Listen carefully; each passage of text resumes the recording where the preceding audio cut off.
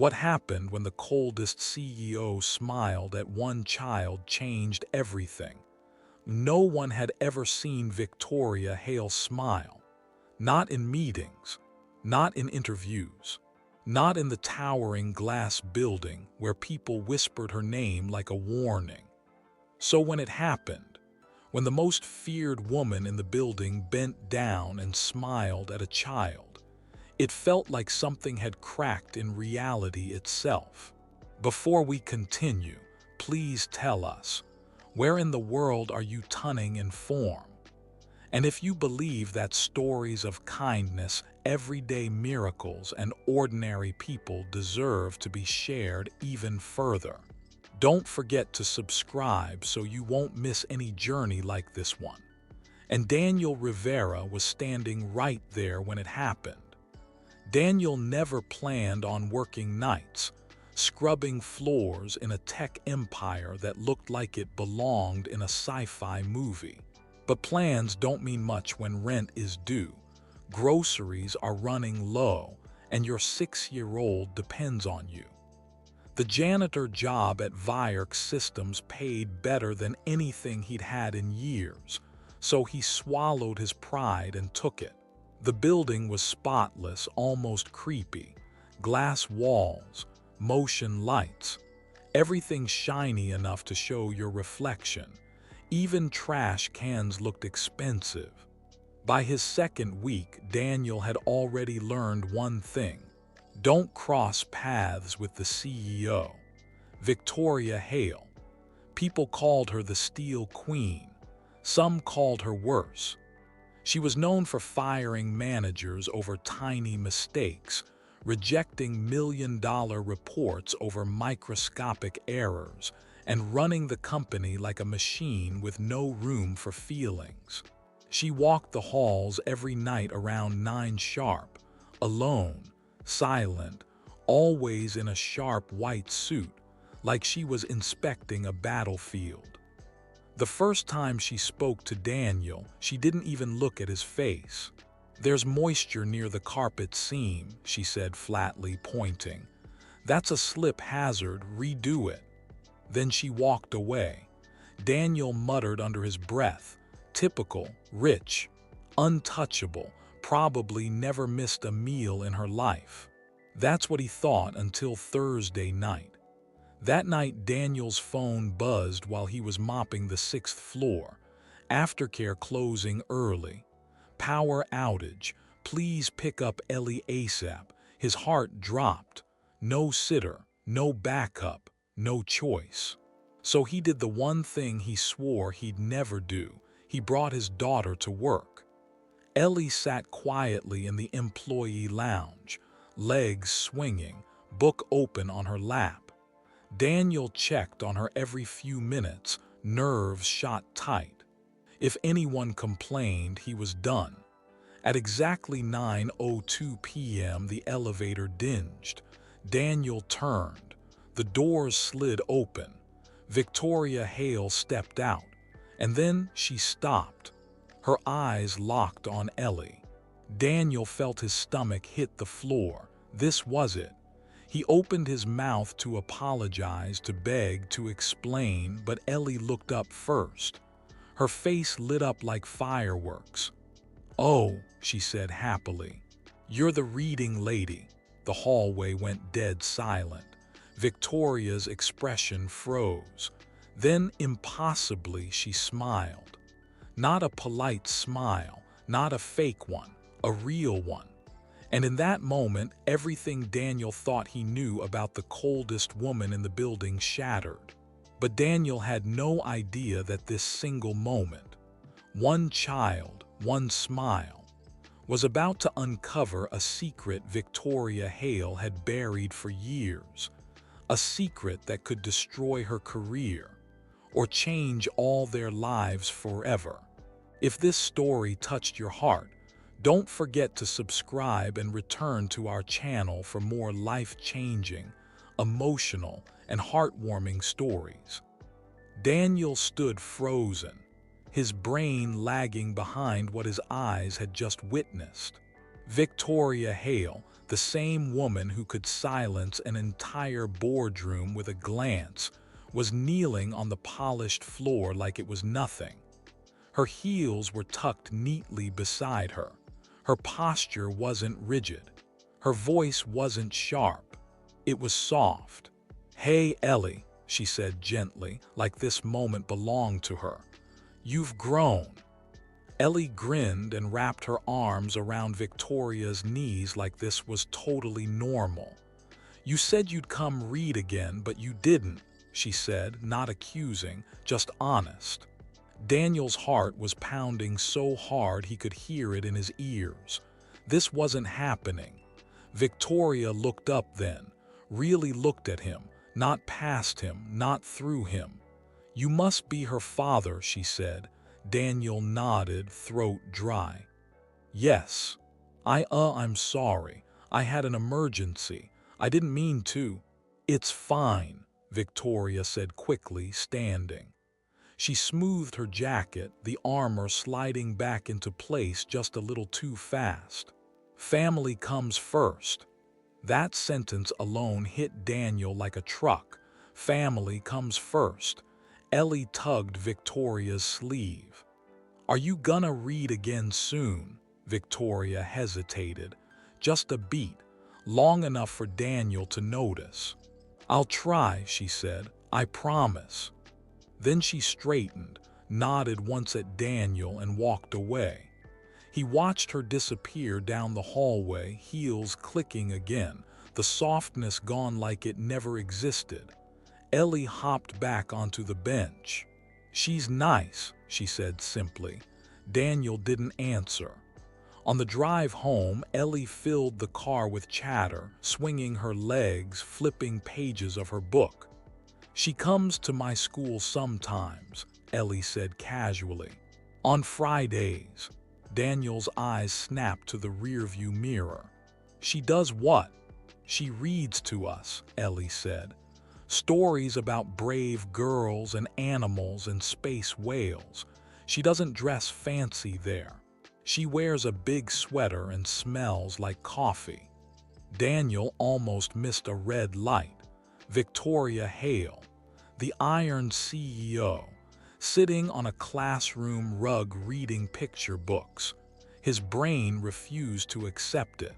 At home that night, after Ellie fell asleep, Daniel just sat on the edge of the couch, staring at nothing. The woman he'd labeled cold and heartless didn't exist, at least not fully. The next Friday, Daniel watched the clock. At exactly 4:01 p.m., Victoria Hale left the building. No assistant, no laptop bag, no rush, just her. The pattern repeated the following week.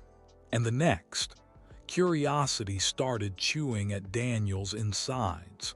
One night in the underground garage, he saw his chance. "Miss Hale," he called out. She paused near her car, keys in hand.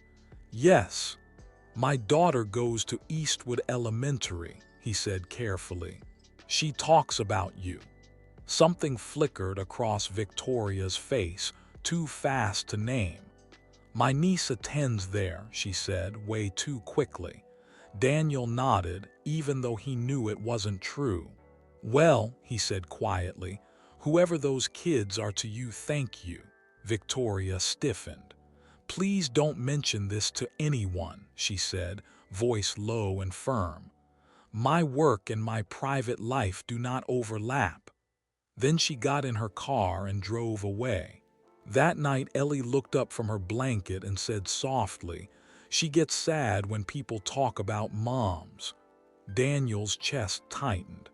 "Did she tell you that?" Ellie shook her head. "No. I can just tell." Daniel stared at the ceiling long after Ellie fell asleep. Because suddenly, the question wasn't who Victoria Hale was at work. It was what she was running from. But Daniel was about to find out the truth the hard way. When one innocent drawing from a child reopened, a wound Victoria Hale had spent her entire life trying to seal shut. The night everything cracked open didn't start with drama. It started quietly. Too quietly. Daniel was finishing up the executive floor, pushing his cart slowly, when he spotted Ellie standing near the conference room door. She was holding something behind her back, rocking on her heels like she was trying not to explode with excitement. "Kiddo," Daniel whispered, hurrying over. "What did I say about wandering?" I know," Ellie said quickly. "But I made something."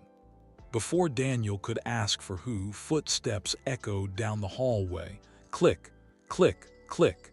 Daniel stiffened. Victoria Hale rounded the corner, tablet in hand, eyes already scanning the floor like a hawk.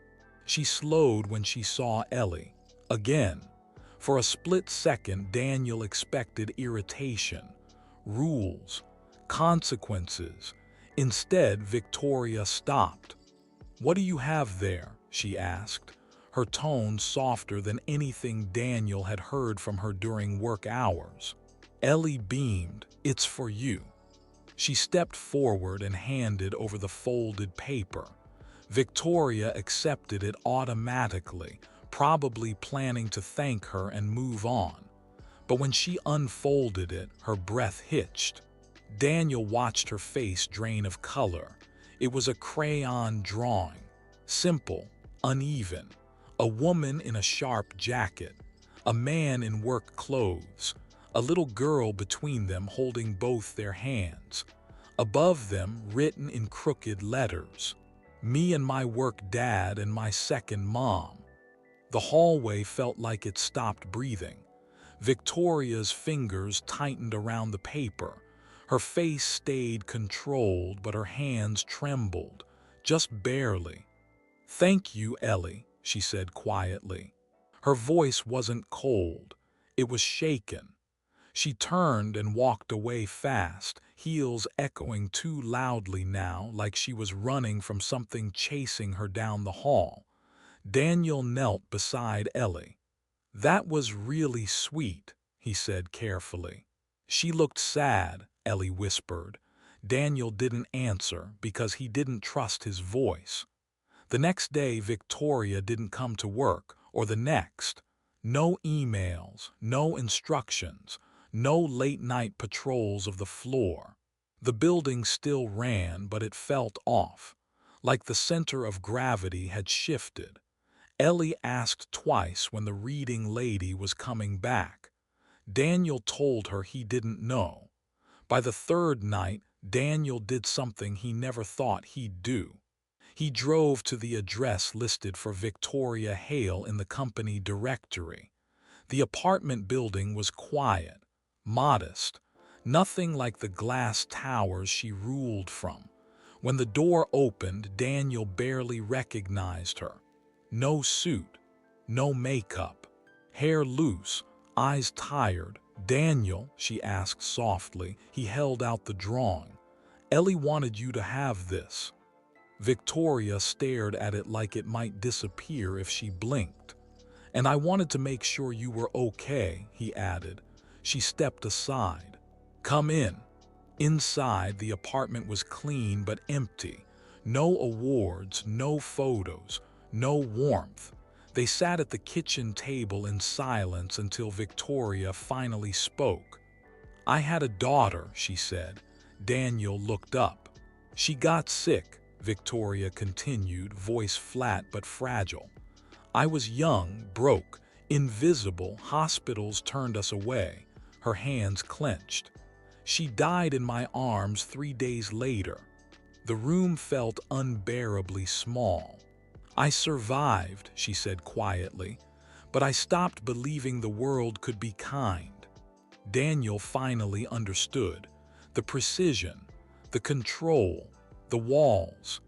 "Ellie calling me her second mom," Victoria whispered, looking at the drawing. It brought everything back. She looked up at Daniel, eyes wet but steady. "I don't know how to feel again." But just when Daniel thought the truth would stay safely hidden, the world was about to find out. through a single photo that would turn Victoria Hale's secret into a public scandal. Friday was supposed to be quiet. That was the rule. No names, no photos, no overlap between the woman Victoria was to the world and the one she became for children who didn't ask questions. But life doesn't care about rules. That afternoon, Victoria had just finished reading at the Eastwood Community Center. Ellie insisted on walking her outside, small fingers wrapped tightly around Victoria's hand like she was afraid to let go. "Next week, read the space whale again," Ellie said. Victoria smiled. "Deal." They didn't notice the man across the street, didn't see the long lens, didn't hear the shutter. By Saturday morning, it was everywhere.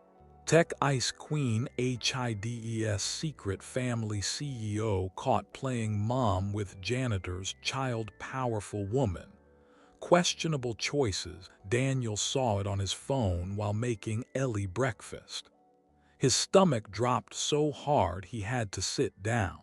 The photo was clear. Victoria, no suit, no armor, smiling, holding Ellie's hand like it belonged there. Ellie squinted at the screen. "That's the reading lady," she said. Daniel turned the phone face down. By Monday, the boardroom was ice cold. "This is a liability," one executive snapped. "Shareholders are calling. Optics matter." Victoria sat at the head of the table, silent. "End it," another voice said. "Or step away." Victoria nodded once. No explanations, no defense. That afternoon, Daniel received the email. Subject: termination notice effective immediately. Your services are no longer required. Daniel didn't think. He stormed upstairs. Victoria stood by the window when he entered her office. "So that's it?" Daniel asked. "You cut us loose like we're a problem." Her voice shook. "I did it to protect her. By destroying us." "I already lost one child," she whispered. "I won't lose another." Daniel's voice hardened. "You don't protect someone by erasing them." He walked out. That night, Victoria sat alone, staring at the photo on her screen. For the first time, her armor didn't feel like safety. It felt like loss. Victoria thought she was saving Ellie, but she was about to learn that silence can hurt just as much as the truth. Victoria Hale had always believed silence was strength. Silence meant control. Silence meant safety. Silence meant no one could hurt what they couldn't reach. So after the boardroom meeting, she disappeared into it. Her calendar became airtight. Meetings stacked back to back. Emails answered in sharp, efficient bursts. She moved her office to the top floor, away from everyone. No interruptions, no casual conversations. One unspoken rule spread through Virk systems like wildfire. No one mentioned the photo. No one mentioned Daniel. And no one, under any circumstances, mentioned Ellie. During the day, it worked. The company stabilized. Investors calmed down. Headlines moved on to newer scandals. From the outside, Victoria looked exactly the same as always: cold, composed, unstoppable. But nights were different. When the building emptied and the lights dimmed, the silence stopped feeling clean. It felt heavy, loud, almost cruel. Victoria stood by the floor-to-ceiling window long after everyone left, staring down at the city. Cars flowed like veins of light below her, moving forward without hesitation, without fear. She used to admire that. Now it just made her feel stuck. She told herself she had done the right thing. Daniel would find another job. Ellie would forget her. Children always moved on, right? But memory doesn't work like that. It crept in through the cracks she pretended didn't exist. Ellie's laugh echoing through the community center. The way she leaned against Victoria's side during story time. The quiet pride in her voice when she said, "You're my second mom." Victoria clenched her jaw. She doubled donations to children's centers across the city. Boxes of books, toys, snacks. Everything was sent anonymously, signed simply, "A friend." But she didn't go. She didn't sit on the floor. She didn't read. She didn't let anyone call her name. It was easier that way. Until one afternoon, her assistant hesitated at the door. "There's a call," she said carefully, "from Eastwood." Victoria's hand froze mid-type. "They said a child wanted to give you something." Her chest tightened. "What child?" The answer came softly. "Ellie." The next morning, a small package sat on Victoria's desk. Inside was another drawing. Victoria sat in a low chair, book open. Ellie leaned against her shoulder. Daniel stood nearby, smiling. Underneath, in careful, crooked letters, "I don't need ice cream. I just want you to read to us." Victoria pressed the paper to her chest. For the first time in years, the silence broke her. That night, Victoria made a decision no one saw coming. One that would cost her everything she had built, but might finally give her something worth keeping. Victoria didn't sleep that night. She sat on the edge of her bed with Ellie's drawing resting in her hands, tracing the crayon lines like they might disappear if she let go. Outside, the city moved on, sirens, traffic, late-night laughter. But inside her apartment, time felt frozen. She had built her entire life on one belief: if you control everything, nothing can hurt you. But control had cost her warmth, and now it was costing her people. By morning, the decision was already made. She just hadn't said it out loud yet. The next day at Vierk Systems, Victoria walked into the building like she always had, head high, steps measured, expression unreadable. Employees straightened as she passed. Some nodded, some looked away. Everyone felt the tension, even if no one named it. At 10 a.m., she called an unscheduled executive meeting. The room went quiet when she entered. "I'll be brief," Victoria said, standing at the head of the table. "Effective immediately, I am stepping down as CEO of Vierk Systems." No one breathed. "What?" one board member blurted. "This has to be a joke," another whispered. Victoria didn't flinch. "It's not. But the timing, the optics, the shareholders. I've spent my life protecting a company," Victoria said evenly, "at the cost of protecting myself. That ends today."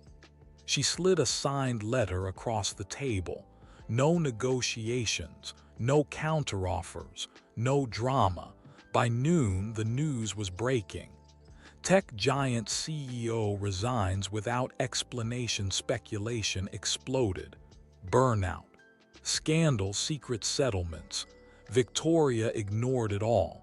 That afternoon, she did something even more shocking. She texted Daniel, "Would you meet me for coffee tomorrow? No pressure." The reply didn't come right away. Hours passed.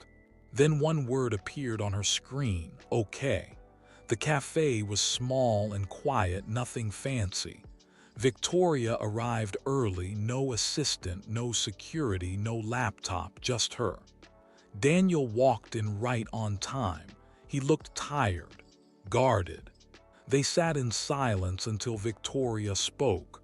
"I stepped down," she said. Daniel blinked. "You what?" "I quit," she repeated.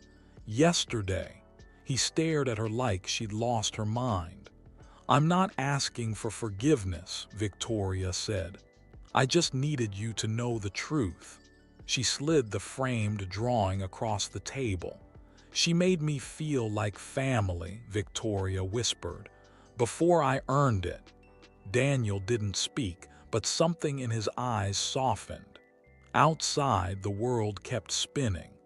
Inside that cafe, something new was beginning.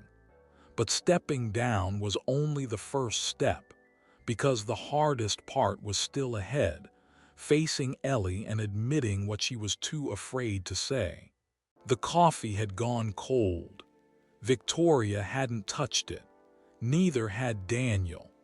They sat across from each other, the small cafe humming softly around them, like the rest of the world didn't realize something fragile was happening in that booth. Daniel finally broke the silence. "Ellie doesn't ask about you anymore," he said quietly. Victoria flinched. "She stopped because I told her you were busy," he continued. "Kids don't need explanations. They just need honesty wrapped in kindness." Victoria nodded slowly. "I wasn't brave enough for either." She reached into her bag and pulled out another envelope. This one was thin. No logos, no letterhead. "I wrote this 3 times," she said. "I never knew how to give it to her." Daniel raised an eyebrow. "Then say it." Victoria inhaled, steadying herself. "I was scared," she admitted. "Scared that if I stayed in her life, I'd ruin it. Scared the world would hurt her the way it hurt my daughter, so I ran." Her voice cracked. "I thought distance was protection." Daniel leaned back, studying her. "Ellie doesn't need protection from love," he said. "She needs people who show up." Victoria closed her eyes. "I want to show up," she whispered, "if you'll let me." Daniel didn't answer right away. Instead, he stood. "Come on." "Where?" she asked. "You'll see." They drove in silence. When they stopped, Victoria recognized the building instantly. Eastwood Community Center. Her heart started racing. "You don't have to," Daniel said gently. "But if you're going to say anything, say it now." Inside, children's voices echoed through the halls. Laughter, pages turning, life. Ellie sat on the floor reading to 2 younger kids, her finger tracing each word carefully. Victoria's throat tightened. Ellie looked up. Her eyes widened. "You came back," she said softly. Victoria knelt in front of her.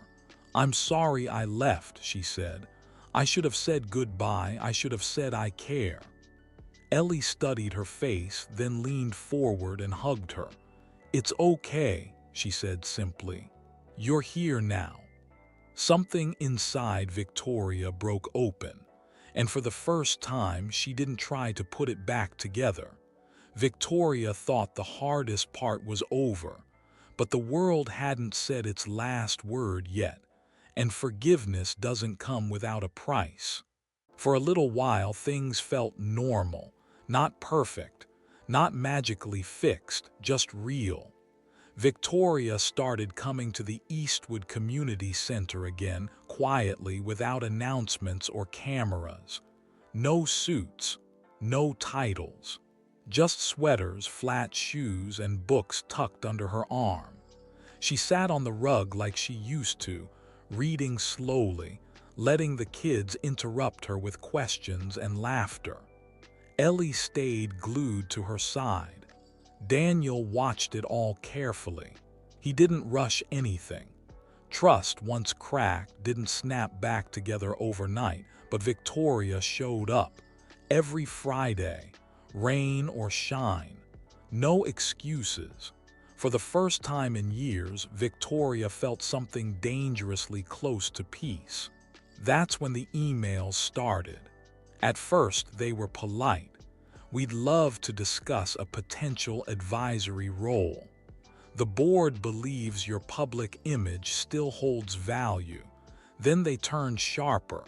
"You owe the company an explanation." Your silence is hurting investor confidence. Victoria ignored them all, but the world wasn't done watching her. One afternoon, Daniel's phone buzzed while he was fixing a broken lamp at his small workshop. A notification popped up. Former tech CEO spotted playing family, publicity stunt, or midlife meltdown. There was a photo, again. Victoria sitting on the floor, Ellie leaning against her shoulder, Daniel in the background half smiling. Daniel's jaw tightened. That night Ellie asked, "Did I do something bad?" Daniel knelt in front of her immediately. "No, baby, never. But people keep looking at us," she whispered. Daniel pulled her into a hug, heart pounding. The next morning, Victoria showed up at his door before he could call her. "I saw it," she said. "I'm so sorry." Daniel studied her face. She looked shaken, but not retreating. "This is the part you can still walk away from," he said. "No one would blame you." Victoria shook her head. "I spent my whole life walking away," she said. "I'm not doing that again." That afternoon, she did something no one expected. She posted a statement. No PR team. No legal polish. Just truth. "I stepped away from my company because I wanted to live honestly. The child in those photos is not a prop. She is someone I care about deeply. If that makes me unfit for public approval, I accept that." The internet exploded. Some praised her. Some mocked her. Some called her brave. Some called her reckless. Victoria didn't read the comments.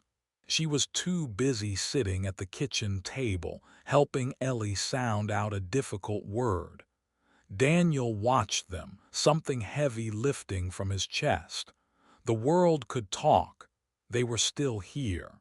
Victoria had finally chosen love over fear. But the biggest question still remained. What did that choice mean for the future of the three of them? Life didn't suddenly turn into a fairy tale. Bills still showed up. Rain still leaked through the old window frame in Daniel's apartment. Ellie still forgot her backpack at least twice a week. But something had shifted, something solid, something real. Victoria stopped being former CEO Hale and started being just Vic. That's what Ellie called her now. "Vic, can you read the next chapter?" "Vic, look." I spelled it right. At first, the name scared Victoria. It felt intimate, earned, heavy, but over time it became her favorite sound. She rented a small place a few blocks from Daniel's workshop. Nothing fancy.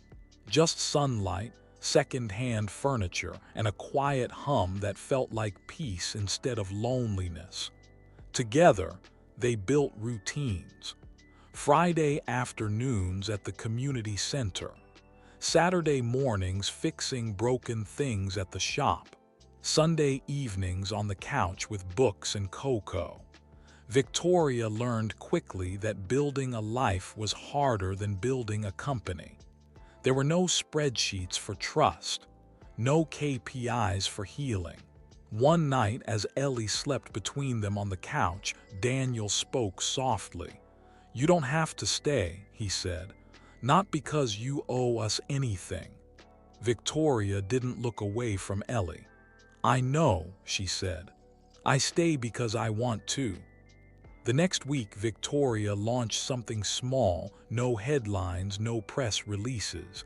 Emily's Fund, a quiet nonprofit that helped parents in emergencies, hospital deposits, rent gaps, prescription costs. No forms that took weeks, no humiliating questions, just help. The first check went to a single mother whose son had pneumonia. Victoria cried in her car afterward. Daniel opened his own shop officially. "Fixing What Matters," the sign read, hand-painted by Ellie. Inside there was a free bookshelf. Kids could take one while they waited. No rules. One evening, Ellie brought home a school assignment. Who do you love the most? She read it aloud shyly. My dad fixes things. My Vic fixes hearts. Together they fixed mine. Victoria couldn't speak. She just hugged Ellie tight. One final moment was still waiting, a quiet night, a single word and a choice that would define what family truly meant. The rain started softly that night, not the angry kind, the gentle kind that taps on windows like it's asking permission to be there. Daniel, Ellie, and Victoria sat on the porch swing of their small rented house, the one with peeling paint, uneven steps, and the crooked bookshelf Ellie insisted on filling herself. The porch light glowed warm, cutting through the gray drizzle. Ellie was wrapped in a towel fresh from a bath, her hair still damp. She sat between them, clutching a worn copy of Charlotte's Web. From the beginning, Ellie said sleepily. I want to remember how it all started. Daniel smiled, handing the book to Victoria. Victoria hesitated for just a second, then she opened it. Her voice wasn't polished. It wasn't perfect, but it was warm, steady, real. The words flowed into the night, mixing with the sound of rain and distant traffic.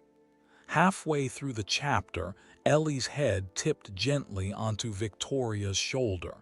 Victoria froze. She didn't move, didn't breathe. Like she was afraid the moment would shatter if she acknowledged it. Ellie mumbled something in her sleep. Then, soft as a whisper, she said the word. Mom!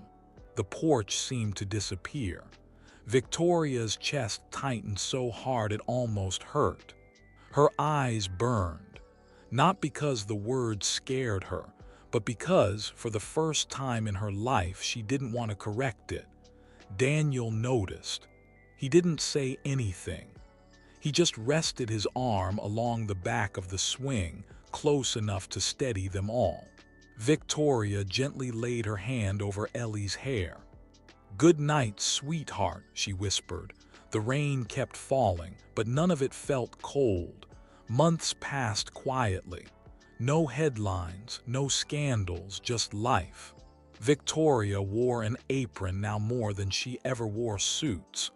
The name stitched on it simply read, Vic. She baked cookies that came out uneven but perfect enough. She ran Emily's fund from a small desk by the window, helping families the way no one had helped her once. Daniel's shop stayed busy. Broken radios, wobbly chairs, old toasters, things people gave up on easily, just like people sometimes. Ellie grew taller, louder, braver. One Thursday afternoon, Ellie came home with a folded paper from school. Can I read it to you? She asked. Victoria knelt beside her. Ellie read slowly, carefully. My dad fixes machines. My mom fixes hearts. I love them because together they fixed mine. Victoria closed her eyes. That night, the three of them stood on the porch again, watching the rain come down. Daniel chuckled softly. Who would have thought the coldest woman in a glass tower would turn out to be the warmest person I know? Victoria smiled, leaning into Ellie. I thought I lost everything, she said quietly. Turns out I was just waiting for the right story. Ellie yawned. Can we read it again tomorrow? Victoria kissed the top of her head. From the very beginning, she said, and this time she knew the story wasn't ending. It was just getting started.